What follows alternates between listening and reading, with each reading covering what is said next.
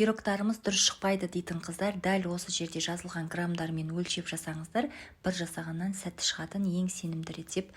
Ең алдымен ұнымызды міндетті түрде електен өткізіп аламыз, оның үстіне қант ұнтағын және де қамыр қопсытқыш салып, жақсылап бір араластырып аламыз. Салқын сармайымызды саламыз. Менде станичный деп аталатын сармай, сармай мен ұнды жақсылап араластырып крошка жасай аламыз. Дайын болғаннан соң бір жұмыртқа саламыз. Менде көлемі үлкен жұмыртқа.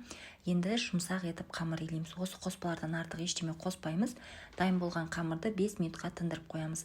Одан соң арнайы пирогқа арналған формамызға астыңғы бөлігіне дәл осы видеода көрсетілгендей етіп жайғастырамыз. Жандарына бортиктарын салып шығамыз. Одан кейін вилканың көмегімен осылай үстінен басып шықсаңыздар болады. Салмасына қаймақ, жүгері крахмалы, бір жұмыртқа және де қант барлығын жақсылап араластырамыз.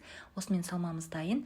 Пирогымыздың үстіне құйып, қызып тұрған пеште 175 градуста шамамен 35 минут көлемінде пісіреміз. Дайын болған пирогты бөлме температурасында 1 сағат суытамыз. Одан соң тоңазытқышқа тағы да 1 сағатқа қалдырамыз. Сол аралықта ортасындағы кремі қатып, формасы жақсы ұстайды. Әрине тәтті пирогты мен отбасыма чемпион Кения шайымен ұсынамын.